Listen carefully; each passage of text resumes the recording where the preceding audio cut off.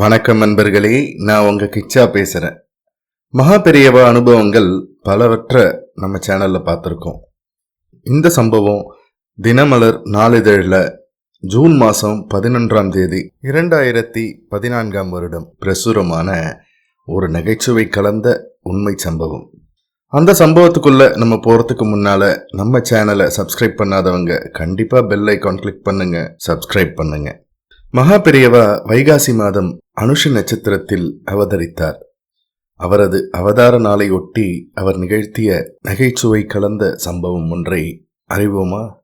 கும்பகோணம் சிவாலயம் கும்பாபிஷேகத்தில் கலந்து கொள்ள மகா பெரியவா வந்திருந்தார். கும்பாபிஷேகம் முடிந்த கையோடு மற்ற சிவத்தலங்களுக்கும் சென்றுவிட்டு மாலையில் ஸ்ரீமடத்திற்கு திரும்பினார். அந்த சமயத்தில் மடத்தில் பாகவதர் ஒருவர் ராமாயண உபன்யாசம் செய்து கொண்டிருந்தார். வாட்ட சாட்டமான தோற்றமும் சிவப்பு நிறமும் கொண்ட பாகவதர் தனது அந்தஸ்தை பறைசாற்றிக் கொள்ளும் விதத்தில் வைரக்கடுக்கன், 10 விரல்களிலும் தங்க மோதிரம், கழுத்தில் தொடங்கி வயிறு வரை அடுக்கடுக்காய் தங்கச் சங்கிலிகள், 4 விரல் கட்டை ஜருகையுடன் பட்டு வேஷ்டி, அங்கவஸ்திரம், இடுப்பில் பச்சை துண்டு, சிரித்தால் தெரியும் தங்கப்பல், வெற்றிலை போட்டு சிவந்த வாய் என படாடோபமாக இருந்தார். போரா குறைக்கு தான் பேசும்போது கைத்தட்ட 10 ஜால்ராக்களையும் அழைத்து வந்திருந்தார். மகா பெரியவாலும் உபன்யாசம் கேட்க வருகிறார் என்பதை அறிந்த பக்தர்கள் திரளாக கூடினர். மகா பெரியவா அமர்ந்திருக்க பாகவதர் உபன்யாசத்தை தொடங்கினார். அன்றைய தினம் அனுமன் சஞ்சீவி மலையை இலங்கைக்கு கொண்டு வந்த விதத்தை விவரித்தார். ஜால்ராக்கள் தேவையில்லாத இடத்தில் கூட கைத்தட்டினர். அந்த அளவிற்கு அந்த பாகவதர் ஒரு புகழ் விரும்பி பேச்சின் இடையே அவ்வப்போது என்று பெருமூச்சு விட்டபடி முக்கி முணங்கினார் பாகவதர். பேச்சை கேட்டவர்களுக்கு இது மிகவும் சங்கடமாக இருந்தது.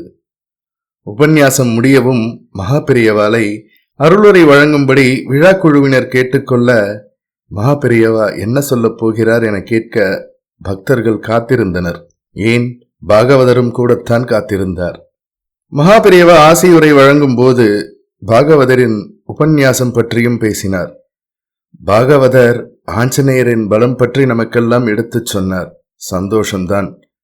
ஒண்டியாலா சஞ்சீவி பர்வதத்தை தூக்குன போது கூட அவர் இப்படி முக்கி முணங்கினாரான்னு தெரியல. ஆனா பாகவதர் வரிக்கு வரி முக்கி முணங்கியது ஏன்னே புரியல. ஒருவேளை அவர் போட்டிருக்கிற வைர தங்க நகைகளின் பாரத்தை சுமக்க முடியாம தான் இப்படி முக்கி முணங்கினாரோ என்னவோ என்று நகைச்சுவையுடன் சொல்ல பாகவதர் தலை குனிந்து கொண்டார். இதை கண்ட மகா பெரியவா மரக்கிளை உச்சியில தேன் எடுக்கிறப்போ எடுப்பவரை தேனீக்கள் கொட்டுவது உண்டு. ஆனால் தேன் கிடைக்கிற ஆசையில் அதை தாங்கிப்போம்.